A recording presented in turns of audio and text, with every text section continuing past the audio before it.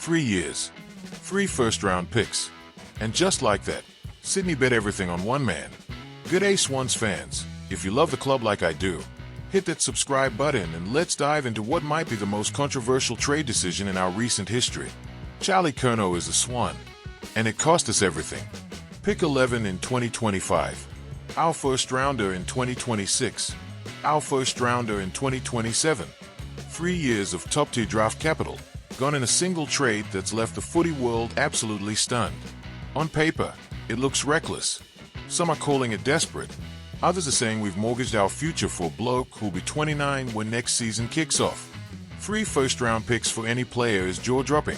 But when you're Sydney, a club that's built its dynasty on smart list management and development, it feels like we've thrown the playbook out the window. But here's what the headlines aren't telling you. Here's what the critics are missing. Because while everyone's talking about what we've lost, they are not seeing what we might have protected. But to understand how we got here, we need to go back. Let's set the scene. The 2025 trade period wasn't just busy, it was revolutionary. Christian Petrarca to Gold Coast. 3 first-rounders. Zach Merritt nearly to Hawthorn for the same price, with Essendon holding out for 4. And now Curnow to the Swans. This isn't just a trade period anymore. It's the new benchmark, the new normal for how clubs value genuine superstars. Behind closed doors at Sydney, the list managers were facing a reality check. We've got the 5th oldest list in the competition, 26 years old average, 4th most experienced at 98.3 games per player. The boys have been incredible, taking us to finals year after year. But Father Time doesn't negotiate. You need star power. You need that A-grade talent that can turn a contest on its head. And when Carlton made it clear that Curnow was available, a dual Coleman medalist, a forward who can genuinely win you games on his own, the Swans had to ask themselves a question: what's the window worth? Because here's the thing about draft picks. They are potential. They are hope wrapped in uncertainty. You might nail pick 11 and unearth a gem, or you might get a player who never makes it past 50 games. Curnow is proven. Elite. The kind of forward we've been crying out for. But 3 years of first-round picks? That's not a trade. That's a statement. That's Sydney saying we are all in right now, and we are backing our system to fill the gaps another way. And that's where it gets interesting. Because while everyone's focused on what we've given up, they are not looking at what's coming through. The Academy. 4 names you need to remember: Max King, Lorchie Carmichael, Harry Kyle, and Noah Chamberlain. King could attract a bid late in the first round. Carmichael's not far behind. Kyle and Chamberlain are tracking for the second round or later. All 4 being talked about as genuine AFL prospects. Talented kids who've been developed in our system, who bleed red and white, will walk into Moore Park ready to contribute. Sydney's currently sitting on over 1,000 draft points through later picks. No first rounder in 2026, sure. But the Academy, that's our insurance policy. That's how we keep the talent pipeline flowing even when we've traded away the top selections. The club's built an empire on this model. Develop from within. Find the diamonds that other clubs overlook. Trust the system. But there's another layer to this. Another name that changes everything. Chad Warner. 2 years. That's all he signed for back in April. 2 years when he could have locked in long-term security. 2 years when West Coast and Fremantle was circling like shacks. And Warner, he was honest. Brutally honest.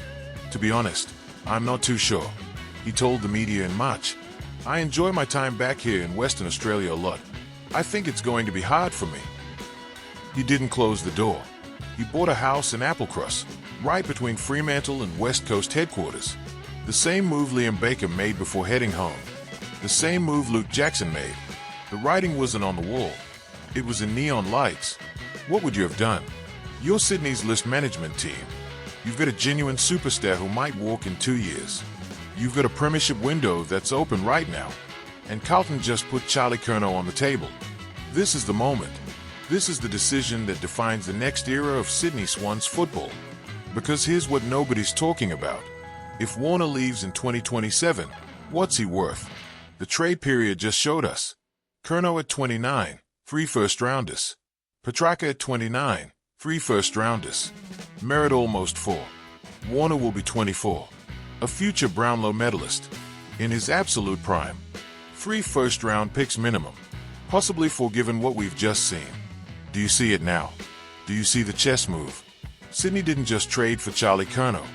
They potentially hedged against losing Chad Warner.